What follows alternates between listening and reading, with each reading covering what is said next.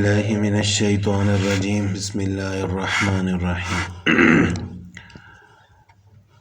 فمن یعمل من الصالحات وهو مؤمن، جو شخص بھی نیک عمل کرے اور وہ مومن بھی ہو، فلا کفران لسعیہ، تو اس کی کوشش کی بے قدری نہیں ہے، وَإِنَّا لَهُ كَاتِبُونَ، ہم تو اس کے لکھنے والے ہیں۔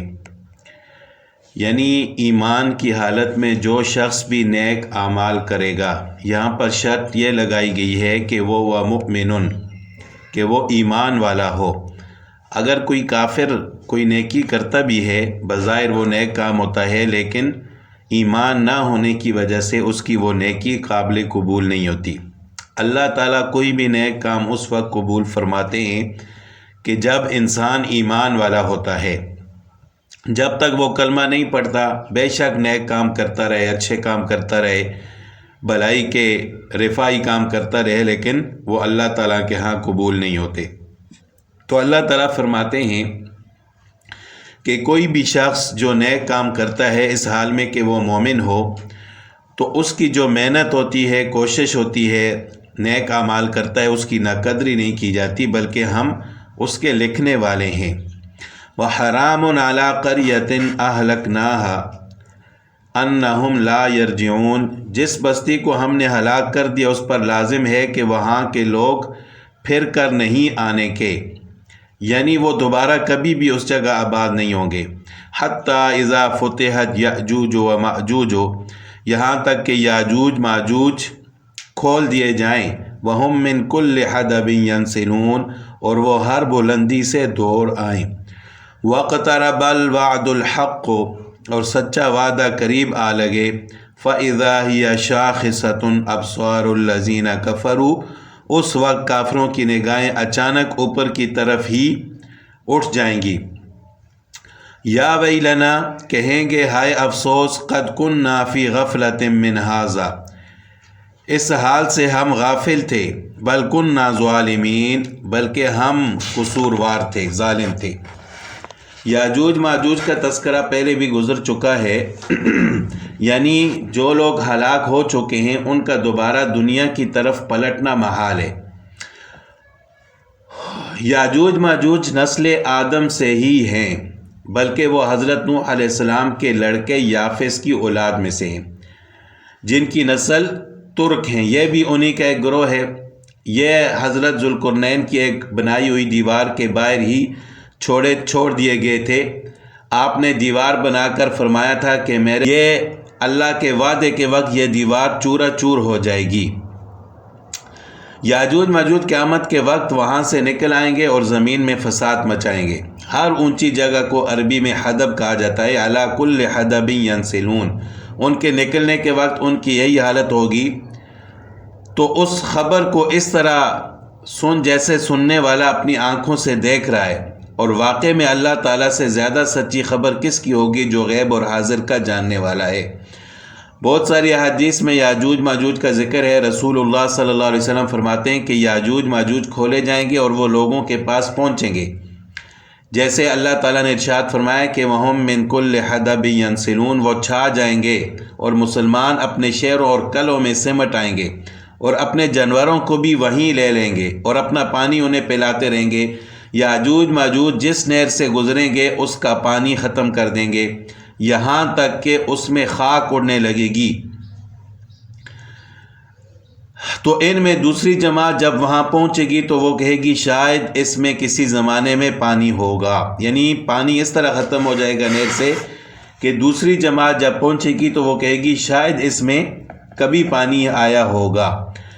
تو یہ یاجوج ماجوج اللہ کے حکم سے رکے ہوئے ہیں، حضرت ذوالقرنین رحمۃ اللہ علیہ کی بنائی ہوئی دیوار کے پیچھے ہیں۔ قیامت کے وقت اللہ تعالیٰ اس دیوار کو ریزہ ریزہ کر دیں گے اور یہ باہر نکلیں گے، پھر یہ فساد کریں گے۔ پھر حضرت عیسیٰ علیہ السلام کا زمانہ ہوگا، وہ دعا کریں گے، ان کے خلاف بد دعا کریں گے، تو پھر یہ خود بخود ہی مر جائیں گے۔ انکم وما تعبدون من دون اللہ حسب جہنم، تم اور اللہ کے سوا جن جن کی عبادت کرتے ہو سب دوزخ کا ایندھن بنو گے۔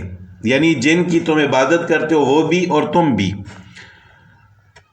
انتم لہا واردون، تم سب دوزخ میں جانے والے ہو. لو کان ہؤلاء آلہۃ ما وردوہا، اگر یہ سچے معبود ہوتے تو جہنم میں داخل نہ ہوتے. وکل فیہا خالدون، سب کے سب اسی میں ہمیشہ رہنے والے ہیں.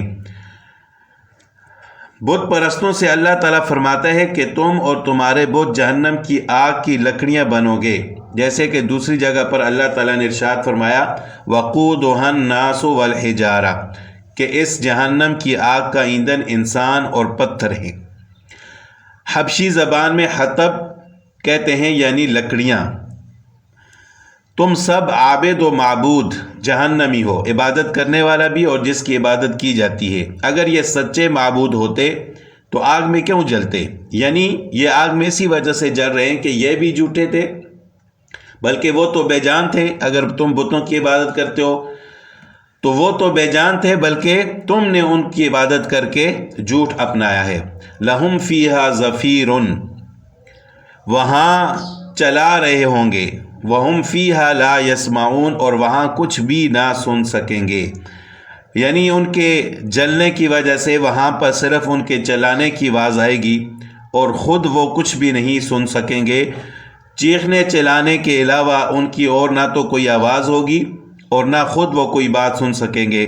حضرت عبداللہ بن مسعود رضی اللہ تعالیٰ عنہ سے روایت ہے کہ جب صرف مشرک جہنم میں رہ جائیں گے، انہیں آگ کے صندوقوں میں قید کر دیا جائے گا جن میں آگ کے سریے ہوں گے. ان میں سے ہر ایک کو یہی گمان ہوگا کہ یہ جہنم اس کے سوا اور کوئی نہیں.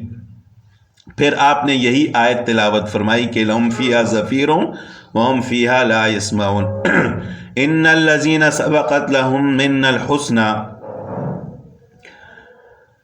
جن کے لیے ہماری طرف سے نیکی پہلے ہی ٹھہر چکی ہے، اولئک عنہا مبعدون، وہ سب جہنم سے دور ہی رکھے جائیں گے.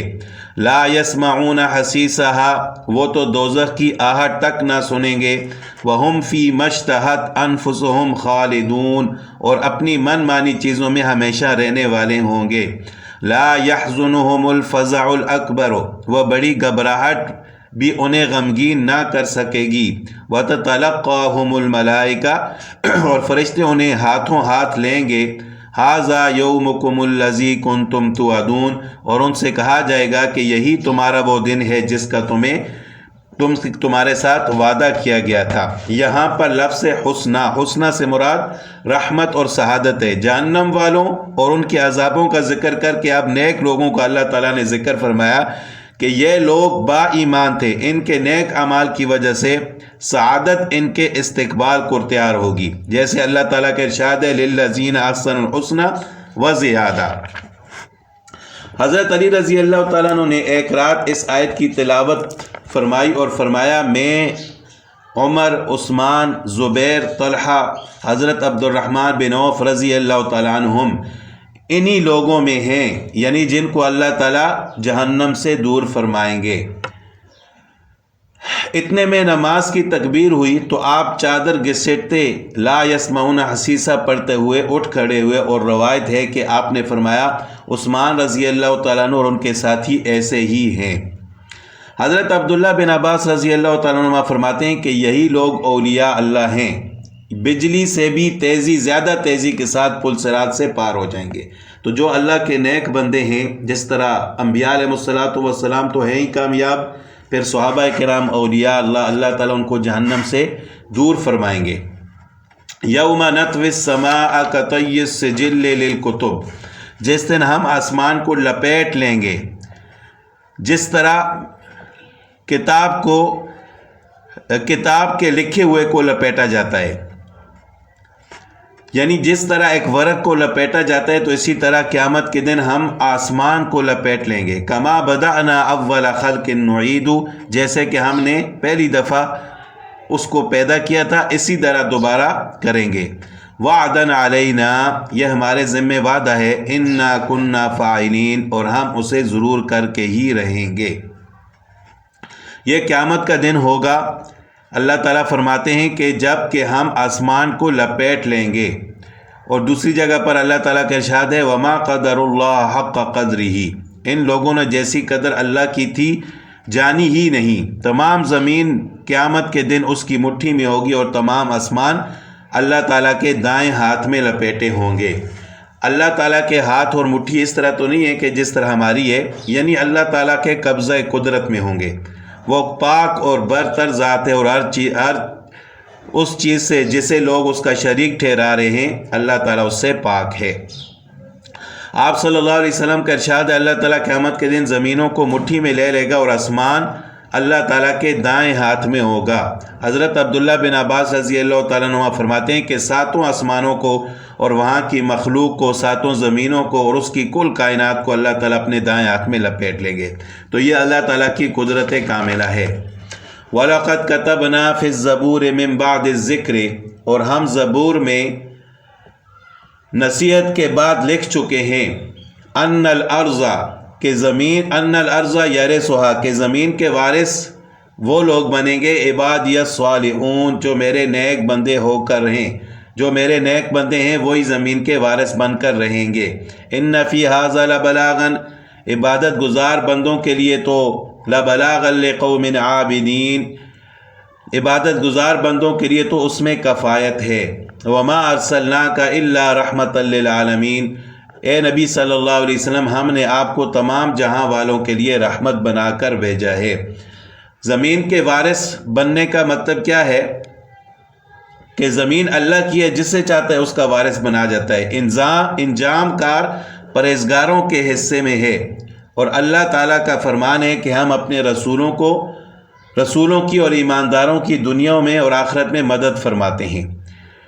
اور اب آگے اللہ تعالیٰ نے فرمایا کہ وما ارسلناک الا رحمۃ للعالمین، کہ اے نبی ہم نے آپ کو جہاں والوں کے لیے رحمت بنا کر بھیجا ہے۔ تو آپ صلی اللہ علیہ وسلم کا اس دنیا میں آنا اور پھر آپ صلی اللہ علیہ وسلم کی ہر سنت، آپ صلی اللہ علیہ وسلم کا ہر فعل تمام جہاں والوں کے لیے رحمت ہے۔